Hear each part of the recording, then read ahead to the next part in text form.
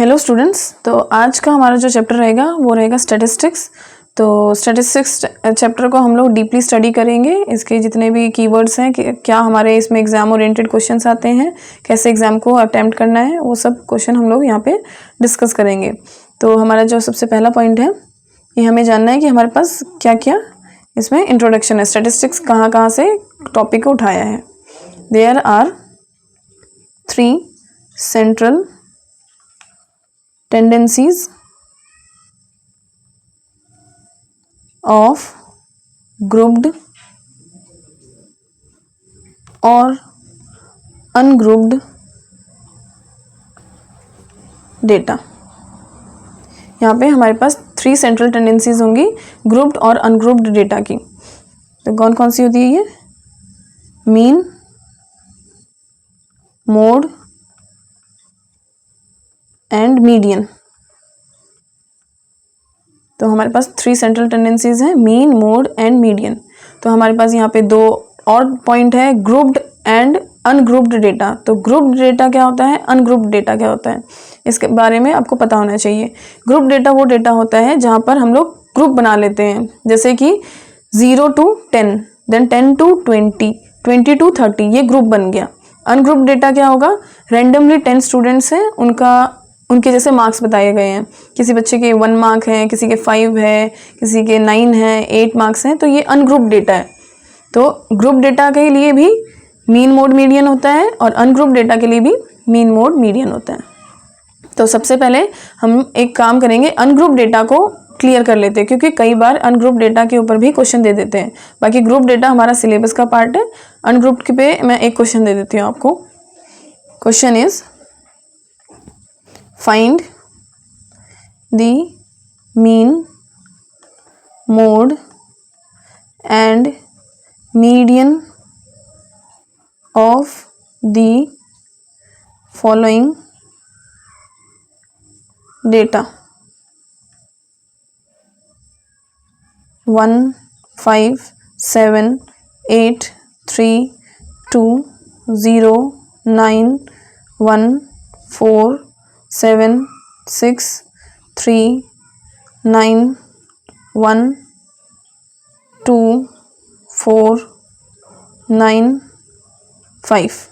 मान लो ये हमारे पास कोई रैंडमली कोई भी डेटा है, इसका हमें मीन निकालना है, मोड एंड मीडियन। तो हमें जैसे कि पता होना चाहिए कि हमारे फॉर्मूलाज क्या हैं। सबसे पहले मीन। मीन क्या होता है? Sum of all observations upon number of observations. यहाँ पे हम सबका सम करेंगे, सम ऑफ ऑल ऑब्जर्वेशन। इनका सम जो भी आएगा उसको डिवाइड करेंगे कि कितनी ऑब्जर्वेशंस हैं। तो इनको सम कर लेते हैं। 1 + 5 6, 6 + 7 15, 15 + 8 कितना हो जाएगा हमारे पास?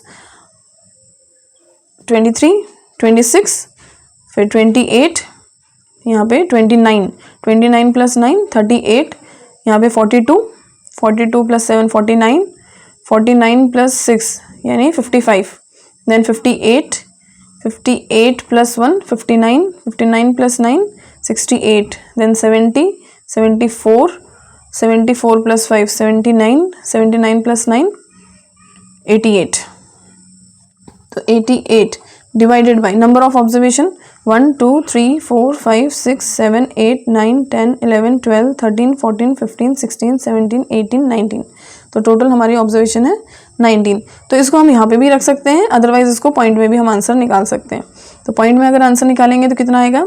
19 5 हमारे पास 95 होता है, 19 4 72, तो 4 पे लेके जाएंगे, 4 72, माइनस करेंगे कितना आएगा यहाँ पे? यहाँ पे आएगा 6, यहाँ पे आएगा 1, तो 16, तो यहाँ पे 0 फिर 160, 160 अप्रॉक्स तुम्हारा जाएगा लगभग 9 पे नहीं 8 पे चला जाएगा, तो 4.08 इसका मीन हो जाएगा। नेक्स्ट सेकेंड पॉइंट है हमारे पास मोड। मोड का मतलब होता है कि कौन सी ऐसी वैल्यू है जो सबसे ज़्यादा रिपीट हुई है। तो 1 कितनी बार है? 1 2 3। 5 कितनी बार है? 1 2। 7 1 2। मुझे जो लग रहा है यहाँ पे ऑब्जर्व करके कि 9 हमारे पास 3 टाइम्स है और 1 भी हमारे पास 3 टाइम्स है, 2 हमारे पास 2 टाइम्स है, और मुझे जो आंसर लग रहा है वो ये रहेगा कि 1 एंड 9 जो मैक्सिमम रिपीट हुए, यानी 1 भी 3 बार है और 9 भी 3 बार है, तो इसलिए मोड हमारा 1 एंड 9 हो जाएगा। Third, median.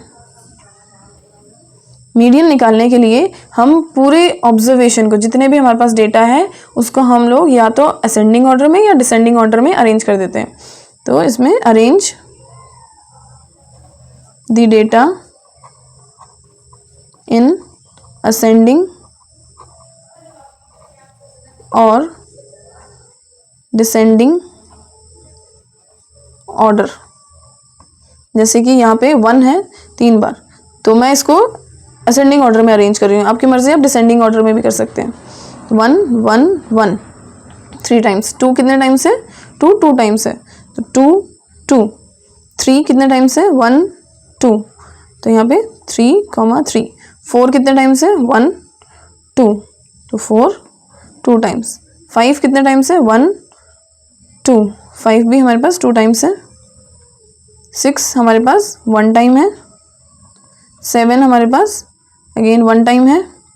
8 1 ओनली 1 टाइम है। 9 हमारे पास 3 टाइम्स है, 1 2 3। तो एक बार हम लोग काउंट कर लेते हैं कि हमारी ऑब्जर्वेशन 19 आई कि नहीं। 1 2 3 4 5 6 7 8 9 10 11 12 13 14 15 16 17। 2 ऑब्जर्वेशन और रह गई हमारी। 1 2 3 4 5 6 7 8 9। तो जैसे कि 1 हमारे पास 3 टाइम्स है, 1 2 3, एंड 5 हमारे पास 2 टाइम्स है, 5 2 टाइम्स है। 7 हमारे पास 2 टाइम्स है, जैसे 7 हमारे पास 2 टाइम्स था, तो 7 को हम यहाँ लिख लेंगे। और कोई टर्म रह गई हमारे पास। 8 हमारे पास 1 टाइम है। 3 हमारे पास 1 2 2 टाइम्स है। 2 है 1 2 2 है, तो 2 टाइम्स। 0 टर्म रह गई, तो 0 को भी हमें इंक्लूड करना है। दिस इज 0, तो ये 19 टर्म्स होगी। तो जैसे कि हमारे पास टोटल 19 टर्म्स है, तो इसकी मिड वैल्यू क्या होगी? तो 19 से हमें क्या करना है, मिड वैल्यू निकालने के लिए क्या करेंगे कि एक कम पहले कर दो, तो 18 है, तो 18 यानी कि 18 डिवाइडेड बाई 2 यानी 9, तो 9 इधर करना है, 9 इधर करना है, यानी जो हमारी 10th टर्म होगी वही हमारी मीडियन होगी। तो 1 2 3 4 5 6 7 8 9 10, तो 4 हमारा यहाँ पे मीडियन डेटा होगा। तो 4 इज द मीडियन। अब कई बार एक क्वेश्चन भी आता है, जैसे कि अगर मीन मोड मीडियन के साथ रेंज पूछ ले। Range is not central tendency, but हमें पता होना चाहिए कि रेंज होता क्या है। रेंज क्या होता है?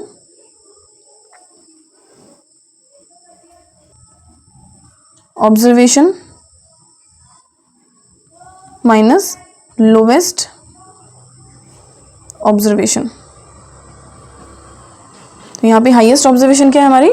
हाईएस्ट है 9, तो 9 माइनस लोवेस्ट क्या है? 0, तो हमारी रेंज क्या आ जाएगी? 9। तो ये जो हमारा डेटा था, ये था अनग्रुप्ड डेटा। अनग्रुप्ड डेटा के लिए अगर मीन निकालना है तो ये फॉर्मूला, मोड के लिए मैक्सिमम जो वैल्यू सबसे ज़्यादा रिपीट हो रही है उसको ले लेंगे मोड में, और मीडियन में हम ले लेंगे जब डेटा को अरेंज कर देंगे असेंडिंग या डिसेंडिंग में, तो मिड वैल्यू जो होगी दैट इज मीडियन। और रेंज क्या होगा? Highest observation minus lowest observation. अब हम चलते हैं ग्रुप डेटा, जो हमारा मेन यहाँ पे जो सिलेबस के अकॉर्डिंग स्टार्ट होता है। तो ग्रुप डेटा के अकॉर्डिंग मीन की वैल्यूज, मीन का फॉर्मूलाज। तो फर्स्ट सेंट्रल टेंडेंसी है हमारे पास मीन। मीन के हमारे पास 3 फॉर्मूलाज हैं। First by direct method,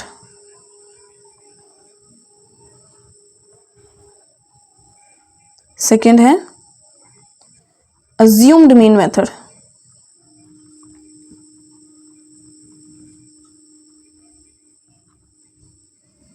third है स्टेप डेविएशन मेथड।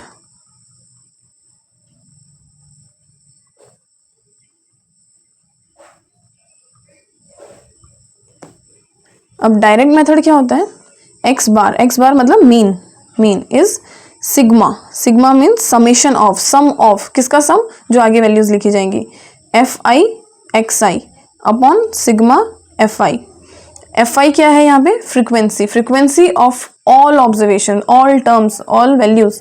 जैसे अगर हमारे पास 5 ऑब्जर्वेशन है तो F1 plus F2 plus F3 plus F4 plus F5, ये सिग्मा उसको रिप्रेजेंट करेगा कि पांचों वैल्यूज को हमने ऐड कर लिया।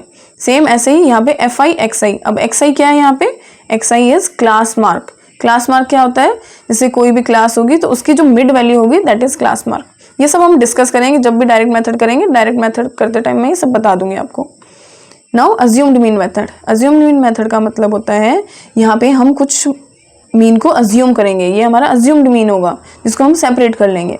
तो क्या होगा, बाकी जो हमारी कैलकुलेशन रहेगी वो रहेगी FI DI upon sigma FI। यहाँ पे जो DI है ये डेविएशन है कि ये अज्यूम्ड मीन से कितना डेविएट हुआ है, तो उसके बारे में भी हम डिस्कस कर लेंगे। और जो स्टेप डेविएशन मेथड है ये भी बहुत अच्छा मेथड है। यहाँ पे क्या होगा, यहाँ पे भी अज्यूम्ड मीन को हम अलग कर लेंगे प्लस, बट यहाँ पे जैसे DI है यहाँ पे सिग्मा FI UI by sigma FI, यहाँ पे जो DI से जो डिवाइड हुआ है उसको हम लोग यहाँ मल्टीप्लाई कर लेंगे, यानी यहाँ कैलकुलेशन थोड़ी और ईजी हो जाएगी। जैसे हम लोग मैथ्स की कैलकुलेशन इजी करने के लिए कॉमन निकाल लेते हैं, अलग वैल्यू कर लेते हैं, ऐसे ही यहाँ पे अज्यूम्ड मीन थोड़ा सेपरेट हो जाता है, अलग हो जाता है, जो लास्ट में ऐड होता है, तो हमारी कैलकुलेशन यहाँ पे अच्छी हो जाती है। तो डायरेक्ट मेथड हो या अज्यूम्ड मीन हो या स्टेप डेविएशन मेथड हो, सब में आंसर सेम आएगा। अगर यहाँ पे 10.2 आंसर है तो यहाँ भी 10.2 होगा, यहाँ भी 10.2 ही आंसर होगा, बट इन सब के अलग अलग फायदे हैं। डायरेक्ट मेथड हम तब यूज़ करते हैं जब हमारी वैल्यूज़ बहुत कम हो, हमारे क्लास की, क्लास होता है ना हमारा जो फर्स्ट कॉलम होगा जो गिवन होगा क्वेश्चन में, अगर वो लेस देन 20 हो तो हम लोग डायरेक्ट मेथड यूज़ करेंगे तो हमारे लिए अच्छा रहेगा। यहाँ पे क्या होगा, कॉलम्स कम बनेंगे, कैलकुलेशन भी इजी रहेगी। अज्यूम्ड मीन तब यूज़ करते हैं जब हमारे पास क्लास की लेवल मतलब रेंज हाई रहेगी, मतलब जैसे मान लो 500 से लेके 1000 से उससे ज़्यादा वैल्यूज़ है 10,000 में जा रही हैं, तब हम अज्यूम्ड मीन यूज़ करेंगे या स्टेप डेविएशन यूज़ करेंगे। अब इन दोनों में डिफरेंस क्या है, यहाँ पर क्या होता है, जैसे ही हम लोग क्लास मार्क निकालते हैं, XI निकालते हैं, अगर इजीली ये डिवाइड हो रहा है तो हम लोग स्टेप डेविएशन यूज़ करेंगे, अगर थोड़ा मुश्किल हो रहा है तो अज्यूम्ड मीन यूज़ करेंगे। सबसे बेस्ट मेथड रहता है स्टेप डेविएशन मेथड। अगर ये कोई बच्चा सीख लेता है और हर क्वेश्चन में इसको अप्लाई करते हैं तो बहुत अच्छी बात है, बट प्रॉब्लम यहाँ आती है कि कई बार बोर्ड एग्जाम्स में दे देते हैं कि अज्यूम्ड मीन मेथड लगाओ या डायरेक्ट मेथड लगाओ या स्टेप डेविएशन लगाओ, तो उसको हमें सबको हर मेथड को अच्छे से सीखना भी पड़ेगा। तो सबसे पहले हम लोग डायरेक्ट मेथड पे चलते हैं। तो डायरेक्ट मेथड समझाते टाइम मैं अभी एक्सरसाइज का एक क्वेश्चन ले लेती हूँ।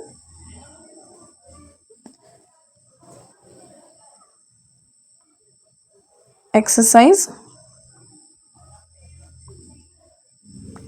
करें।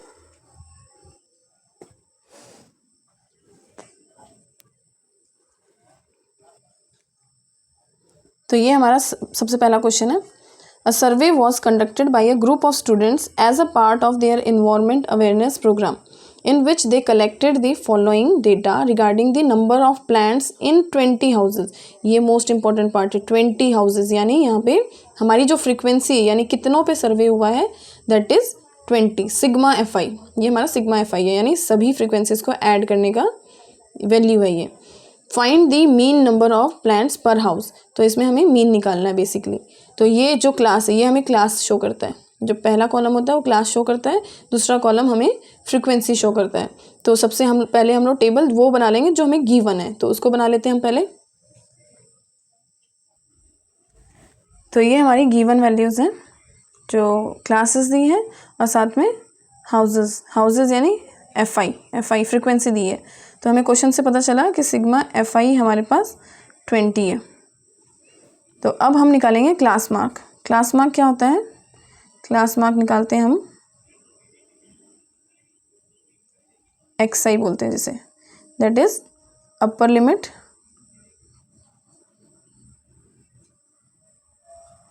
प्लस लोअर लिमिट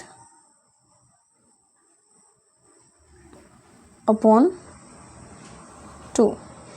तो यहाँ पे जैसे अपर लिमिट हो जाएगी 2, यहाँ 0, तो 2 + 0 2, 2/2 इज़ 1।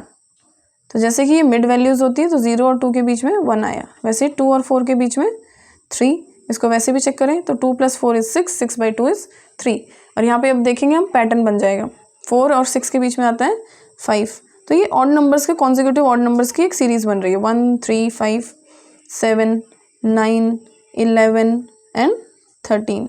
तो ये क्या होता है, जैसे जिस बारे में हम कॉन्फिडेंट हैं कि हाँ इसके बाद यही आने वाला है, ये सीरीज़ बनने वाली है, तो उसके लिए हम टाइम वेस्ट नहीं करेंगे कि हर एक नंबर को, हर एक लिमिट्स को ऐड करके फिर डिवाइड करेंगे। तो उससे अच्छा हम एक पैटर्न ढूंढ के इसको डायरेक्टली भी लिख सकते हैं। तो यहाँ पे आ गया xi। अब क्योंकि हमारे पास फॉर्मूला है सिग्मा fi xi, तो यानी fi और xi को मल्टीप्लाई करेंगे हम, fi xi। तो 1 इंटू 1 इज़ 1, 2 3 ज़ा 6, 1 5 ज़ा 5, 5 7 ज़ा 35, 6 9 ज़ा 54, 11 2 ज़ा 22 एंड 13 3 ज़ा 39। तो यहाँ पे भी हमें सिग्मा fi xi निकालना है। तो इसकी वैल्यूज़ क्या होगी, इनको ऐड करेंगे। सबसे पहले ऐड करके आप बताएंगे मुझे कितनी वैल्यू आई। इनको ऐड करने से आता है हमारा 162। अब यहाँ पे क्या करेंगे, हम लिखेंगे, फॉर्मूला लिखेंगे यूजिंग डायरेक्ट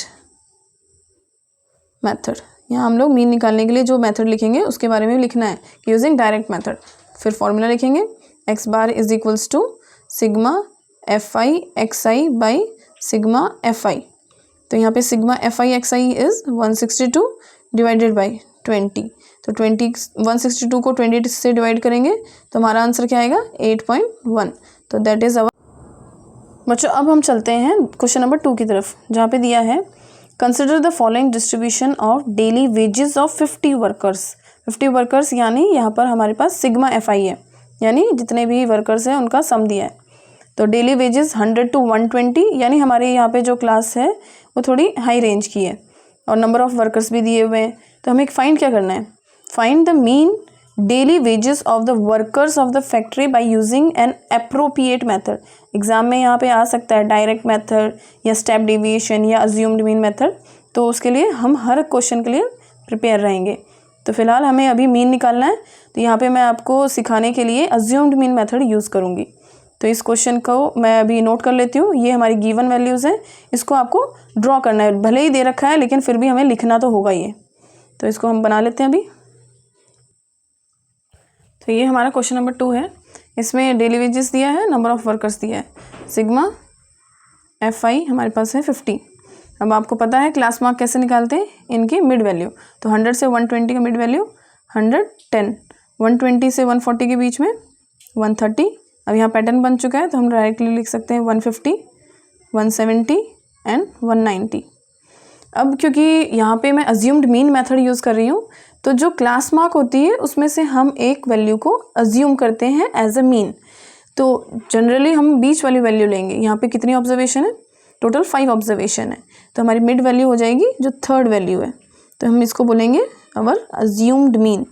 ये आपको एग्ज़ाम में भी मार्क करना है, इस तरह एक बॉक्स बना के इसको हम लिखेंगे अज्यूम्ड मीन। अज्यूम्ड मीन से हम बाकी वैल्यूज़ को भी कैलकुलेट करेंगे।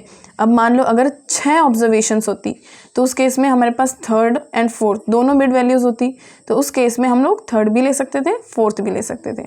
और देखा जाए तो आप फर्स्ट वैल्यू भी ले सकते हैं, सेकंड भी, और कोई भी वैल्यूज़ ले सकते हैं। बट वही है, कैलकुलेशन ईजी करने के लिए हम लोग कोशिश करते हैं बीच वाली वैल्यू लें।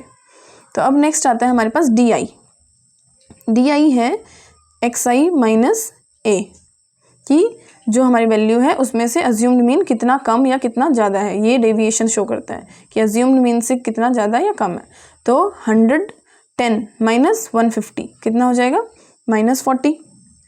130 माइनस 150 कितना हो जाएगा, -20। And 150 minus 150 is 0। 170 minus 150 +20 and 190 minus 150 is 40। अब हमारी नेक्स्ट वैल्यू क्या आती है कि जैसा कि फॉर्मूले में हमें पता है कि fi di चाहिएगा हमें, तो हम लोग यहाँ fi di का एक कॉलम बनाएंगे। तो 12 इंटू -40, तो हम क्या करेंगे, 12 4 ज़ा 48 और एक 0 एक्स्ट्रा, तो यहाँ आ गया नेगेटिव में। 14 2 ज़ा 28, तो एक नेगेटिव साइन, देन 0 से किसी को भी मल्टीप्लाई करें 0 आएगा। 6 2 ज़ा 12 यानी 120, 4 10 ज़ा 40 यानी 400। तो यहाँ पे हमारे पास सिग्मा fi di आ जाएगा। इसको ऐड करेंगे, इन सब वैल्यूज़ को जैसे ही ऐड करते हैं तो इसका आंसर कितना आता है, जैसे अब 400 एंड -480, तो ये कितना होगा, -80। -80 के बाद यहाँ पे हम रफ कॉलम बना सकते हैं कि -80 देन -280 एंड 120, ये कितना हो जाएगा माइनस, अब यहाँ पे 0 एंड 8 में से 2 गया 6, तो -160 हो जाएगा। तो ये कितना बन गया टोटल -240। तो ये वैल्यू आ गई हमारे पास सिग्मा, ये थी सिग्मा FI/DI की। तो यहाँ पे हम लिख देंगे इजीली -240। तो जैसा कि हमें फॉर्मूला जो भी यूज़ करना है उसको लिखना है, यूजिंग अज्यूम्ड मीन मेथड। तो अज्यूम्ड मीन मेथड का क्या फॉर्मूला है, x bar is equals to a plus sigma FI/DI by sigma FI। अब यहाँ a क्या है, अज्यूम्ड मीन क्या है 150 प्लस सिग्मा FI/DI यानी -240 डिवाइडेड बाई सिग्मा FI यानी 50। तो ये कितना हो जाएगा 150 प्लस माइनस माइनस, और एक ये 0 से 0 कटा। अब इसको क्या करेंगे हम लोग, 5 4 ज़ा 20 फिर पॉइंट 5 8 ज़ा 40। तो इसमें से इसको माइनस करेंगे तो कितना आंसर आएगा। पहले तो एक काम कर रहे कि इसको एज अ 5 मान लो, तो 150 में से 5 गया 145, और कितना हमने ज़्यादा माना था माइनस करते टाइम, ये 145 कितना ज़्यादा माना था 0.2, तो उसको 0.2 को यहाँ ऐड कर देंगे, तो 145.2 इसका हमारा मीन आ जाएगा। तो ये हमारा आंसर है स्टूडेंट्स। तो अब स्टार्ट करते हैं हम क्वेश्चन नंबर 5 में। यहाँ पे हमें क्वेश्चन दिया गया है कि नंबर ऑफ़ मैंगोज़ है, साथ में नंबर ऑफ़ बॉक्सेस है। तो यहाँ पे डिटेल से क्लास दी हुई है और साथ में उसकी फ्रिक्वेंसी दी है। तो हमें यहाँ पे मीन फाइंड करना है। तो हम यहाँ देखेंगे कि जो हमारी क्लासेस है वो 50 से 52 है। नेक्स्ट में गैप 1 का गैप है, देन 53 से 55, फिर गैप 56 टू 58। यहाँ पे जो गैपिंग है वो इसको नॉन कंटिन्यूस बना रहा है। तो नॉन कंटिन्यूस जो क्लासेस होती हैं उसमें मीन निकालना पॉसिबल नहीं है।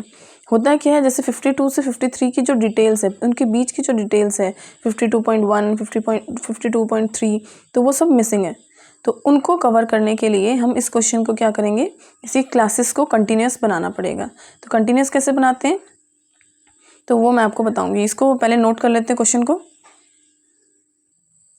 तो यहाँ हम देखेंगे कि जो क्लासेस है वो नॉन कंटिन्यूस है। तो इसको कंटिन्यूस बनाने के लिए क्या करेंगे, इसकी अपर लिमिट और इस क्लास की लोअर लिमिट, इन दोनों का जो डिफरेंस है उसको 2 से डिवाइड करना है। जैसे कि 53 माइनस 52 इज़ 1, तो इसको हम डिवाइड करेंगे 2 से, तो दैट इज़ 0.5। तो लोअर लिमिट में क्या करेंगे, अब 0.5 से माइनस करते जाएंगे और यहाँ पे 0.5 से ऐड करते जाएंगे। मतलब लोअर लिमिट को और लो करना है, अपर लिमिट को और अप करना है। तो इस वे में हम एक और टेबल बनाएंगे अब। तो बच्चों हम यहाँ देखेंगे कि जैसे हमारी क्लास है 50 से 52 तक, तो यहाँ पे 0.5 का यहाँ माइनस करेंगे और 0.5 का यहाँ एडिशन करेंगे। तो ये हो जाएगा 49.5 टू 52.5। नाउ 52.5, 53 में 0.5 को माइनस किया, then 55.5, 55.5 to 58.5, 58.5 to 61.5 and 61.5 to 64.5। Frequency change नहीं होगी, वो एज इट इज़ रहेगी। 15, 110, 135, 115 एंड 25। नाउ ये हमारी फ्रीक्वेंसी है, दिस इज़ FI। अब इसमें हम कोई भी मेथड लगा सकते हैं। तो क्योंकि मुझे अभी मैंने डायरेक्ट मेथड बता दिया, अज्यूम्ड मीन बता दिया, तो अब स्टेप डेविएशन की तरफ चलते हैं। बाकी ये अज्यूम्ड मीन से भी हो सकता था क्वेश्चन, क्योंकि ज़्यादा बड़ी वैल्यूज़ नहीं है। तो अब नेक्स्ट आता है हमारे पास क्लास मार्क XI। तो इनकी मिड वैल्यू क्या हो जाएगी, 49.5 टू 52.5 की मिड वैल्यू, यानी इसमें से इसको माइनस करेंगे तो 0.5 से 0.5 माइनस, देन 52 माइनस 49 इज 3। तो 3 का क्या करेंगे, 3/2 यानी 1.5। तो 49.5 में 1.5 को ऐड करना होगा। तो ये कितना हो जाएगा, 0.5 ऐड करते 50 एंड +1 51। तो ये 51 हो गया। यहाँ पे हमने क्या किया कि 52.5 में से 49.5 को माइनस किया, तो ये 0, यहाँ रिजल्ट आया 3। तो 3 को डिवाइड करना है, क्योंकि दोनों को बराबर बांटना है, सेम गैप करना है, तो 3/2 दैट इज़ 1.5। तो 49.5 में 1.5 का एडिशन करेंगे तो वही हमारा क्लास मार्क आ जाएगा। तो दिस इज़ 1, तो यहाँ 1, 9, 10, 11 एंड देन 51, तो हमारा 51 इस तरह आंसर आ जाएगा। अब क्या होगा, जैसे अब ये पैटर्न बन गया, अब हमें पता है 52.5 में 1.5 को ऐड करना है, 0.5 ऐड करते ही 53 एंड देन 54। अब यहाँ में 1 मतलब 51 में 54 आया तो 3 का गैप है, तो 3 के गैप में हमारा क्लास मार्क बन जाएगा 57, 60, 63, ये हमारा क्लास मार्क आ गया। अब वही सेम अज्यूम्ड मीन लेना पड़ेगा, क्योंकि हमारा फॉर्मूला बोलता है a प्लस में, तो 57 को ले लेते हैं हम लोग a, दिस इज हमारा अज्यूम्ड मीन, ये हमारा अज्यूम्ड मीन हो जाएगा। अब हम निकालेंगे डी कैसे निकालते हैं, xi माइनस a, तो 51 minus 57 minus 6, 54 minus 57 minus 3, 57 minus 57 0, 57 अभी ये माइनस होगा, 60 माइनस 57 3, देन 63 माइनस 57 6, तो ये हमारा आया डी। अब आता है हमारा यू आई। अब यू आई क्या है कि डी आई में से क्या ऐसा डिवाइड करें कि यहाँ पे वैल्यूज आए, मतलब इसको किस नंबर से डिवाइड करें जिसमें कॉमन फैक्टर हो, एक इंटीजर मिल जाए। तो हम यहाँ पे देखेंगे कि ये 3 से डिवाइड हो रहा है अच्छे से, तो हम 3 से डिवाइड करेंगे। ये हम पे डिपेंड करता है कि जो हमारा कॉमन फैक्टर है उससे डिवाइड करना है, तो इसके लिए कोई पर्टिकुलरली फॉर्मूला नहीं है, वो डिसाइड करना पड़ेगा बाय ऑब्जर्वेशन। तो जैसे -6 को 3 से डिवाइड करेंगे तो -2, -3 को 3 से डिवाइड करेंगे -1, then 0, 3 divided by 3 is 1 and 6 divided by 3 is 2। तो ये हमारी टेबल बनी डी आई यू आई की। अब क्योंकि हमारे फॉर्मूले में क्या है F I U I, F I into U I, तो उसकी उसका भी एक कॉलम बन जाएगा। अब एफ आई यू आई करेंगे तो -2 इंटू 15, तो -30, then 110 into -1 -110, then 0, 115 into 1 115 and 25 into 2 is 50। तो हमें चाहिएगा sigma F I U I और यहाँ हमें चाहिए सिग्मा एफ आई। तो इनका सम करेंगे हम, कितना आएगा ये आप टोटल कर लीजिए, यहाँ पे भी सेम इसका टोटल कर लीजिए आप। यहाँ पे ध्यान रखना कि माइनस माइनस है तो उसके अकॉर्डिंग ये कट भी हो जाएगा, माइनस हो जाएगा उसमें से। तो यहाँ पे हमने देखा कि हमारा सिग्मा एफ आई आया 400 and sigma F I U I आया 25। तो हमारा जो मेथड है step deviation method, using step deviation method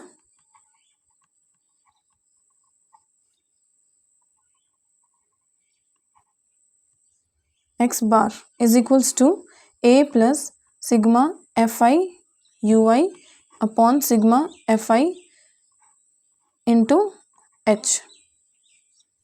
Here a है 57, h is height of the class, height of the class हमने निकाली थी अभी जस्ट इसको माइनस करने के बाद, दैट इज 3। तो हाइट हमारे पास 3 आ गई, बाकी चीज़ें हमारे पास ऑलरेडी टेबल में है, तो इसको हम लोग पुट कर लेते हैं वैल्यूज़ को। तो x bar is equals to a is what, a है हमारे पास 57 plus sigma F I U I is 25 upon sigma F I is 400 into h कितना है हमारे पास इंटू 3।